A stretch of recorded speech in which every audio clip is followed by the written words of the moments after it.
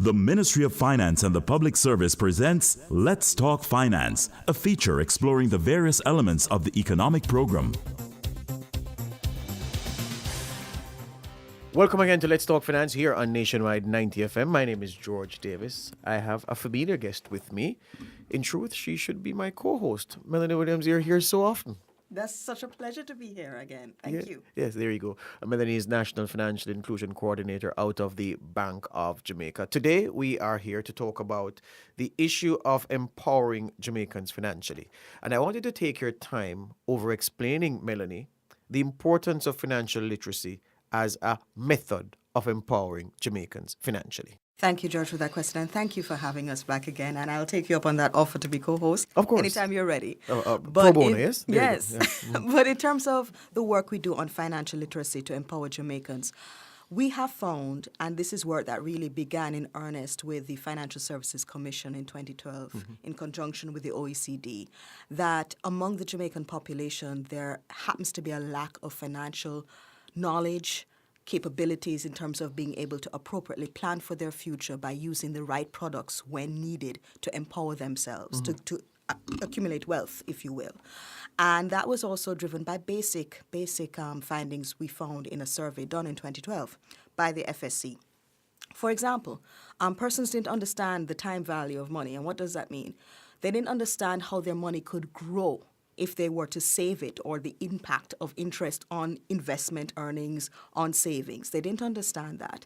They didn't understand what steps could be taken for them to shop around the different financial service providers so that they could actually acquire the best product that suited their risk appetite. They didn't have an understanding, if you will, of the impact of fees. And even when you're now dealing with other types of financial service providers, what actually does it mean in terms of the interest payments that you have to pay on a loan? Yes. So these are some of the elements that we found were missing. Now, I grew up at a time when we had children's only in all of the primary schools. I too. So and you're you not remember? that, yes. Right, we can see from the studio. All of us benefited from that. Yes. And when you learn financial literacy and capability in schools at a primary school level, that empowers you later on.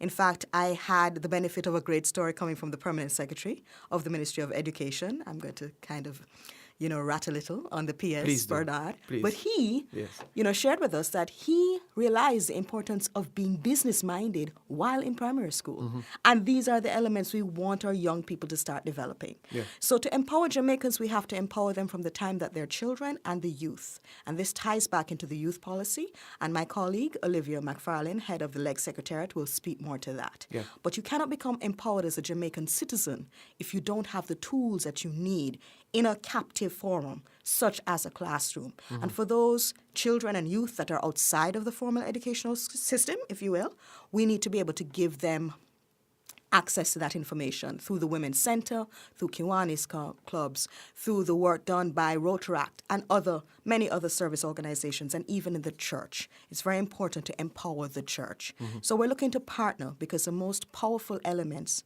for delivery of educational content would be the schools or churches or sports. Yeah. And we need to really start doing a lot of work in those different arenas, if you will. But pardon me, Melanie, from not being a cynic, but for being one who provokes thought in this particular way. Here's the thing.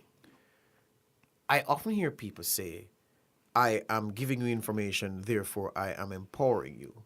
And I tend to think that that's not quite the case, because if you tell me what tools are needed to drill a hole through the wall so the water on the other side can percolate and eventually flood through on my side, that doesn't necessarily mean me, tools in hand, knows precisely how to drill so the drill bit doesn't break, how to drill so that the wall doesn't collapse at the section I'm drilling and the water comes crashing down on me and drowning me. The point I'm making is this. Is it enough to say empowerment is simply making the information available, or are there more things that will need to be done on your side to ensure that the person with the information is now more powerful, in a better position to make decisions? Great point. Excellent point. And what you're speaking about is learning through doing, which is a very fundamental principle whenever you look at the results of our educational system. And indeed, also the work that has been done by the Jamaica Cooperative Credit Union League, the work which is done by the Financial Services Commission in terms of their program in schools, the work done by many different organizations, Jamaica Stock Exchange, Jamaica Bankers Association, so on. You learn by doing. So a major part of what we hope to achieve through the development of the National Financial Literacy Plan, which we're calling Jamaica Financial Empowerment Program, is actually to create the setting within which children learn. Yes. You would have heard of BizTown. There are other models like that. The work done by Junior Achievement with the FSC is another example, Yes. where persons actually create a budget. They learn the distinction between what happens to be an investment product like securities versus what's an insurance policy and what each do.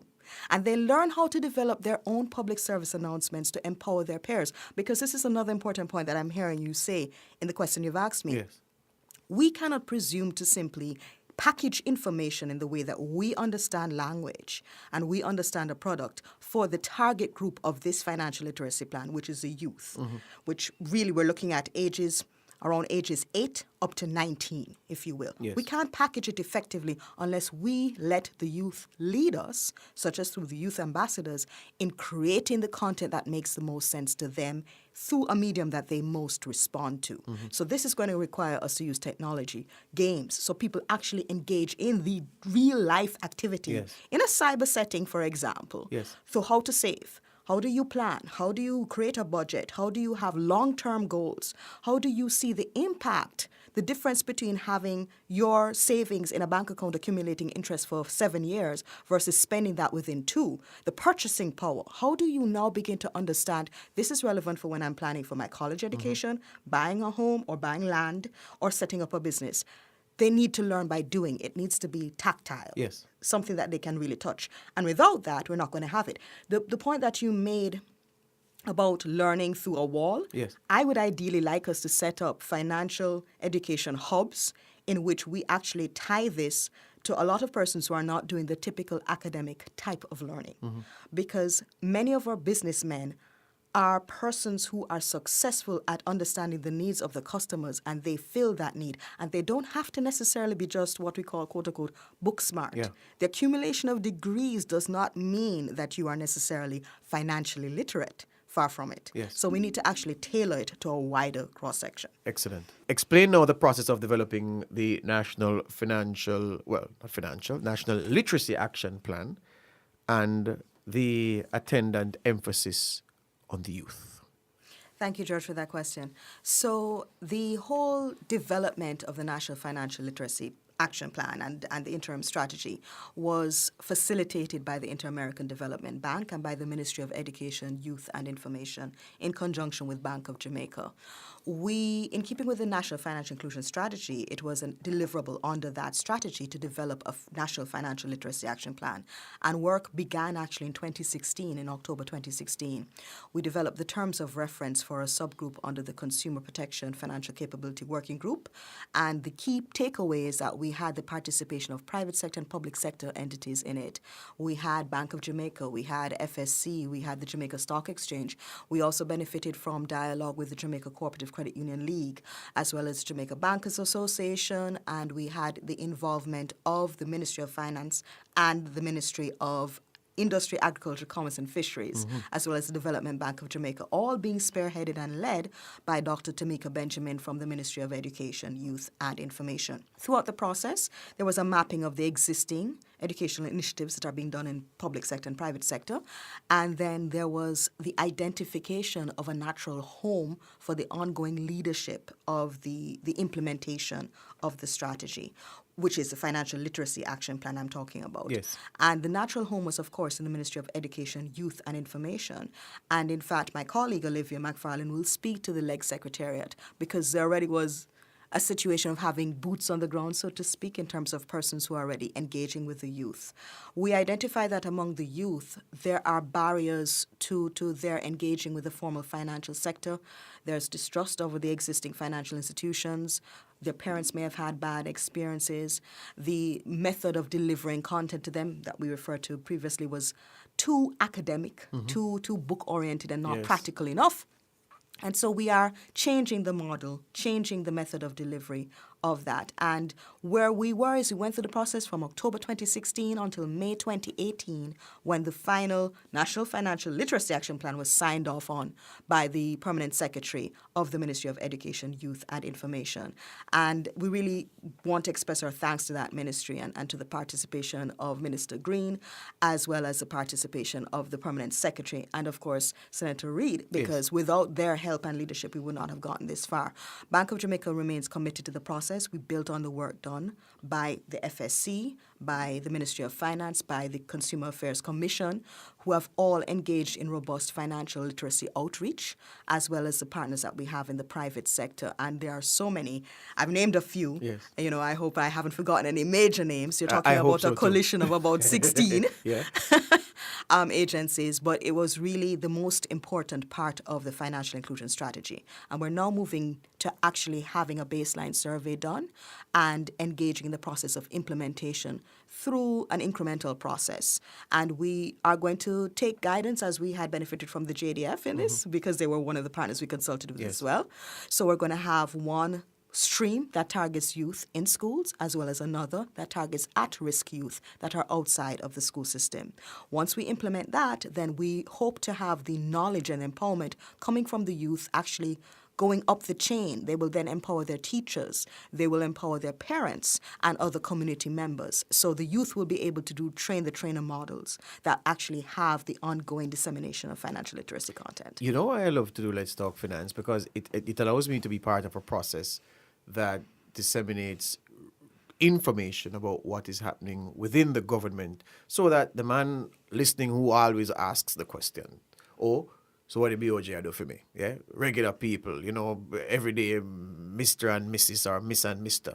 What is being done? This gives them a window into the tremendous work that is being done. So, yeah, that's an editor's note. I'm not soliciting a response. Well, here's the thing. This is what I'm soliciting a response for, though, Melanie. Why do we need, well, people would say it's a no-brainer, but I wonder how that works. What is it that you don't need your brain to do? And let's not discuss that right here. That's for another time. Why do we need financial literacy for financial inclusion to happen? I say it's a no-brainer because for some people, the answer is obvious. But from your perspective, articulate a response to that for the benefit of those listening. You need to know, A, where to find the financial products that suit your risk appetite based on where you are in your life. Yes. You need to understand how to interpret the contract properly so that you know how to protect yourself. Yes. You need to know your rights. Where can you complain to? How quickly can you get resolution? You need to also understand my right as a consumer to shop around and to get the best price for a particular product being offered by a variety of competitors. Mm-hmm.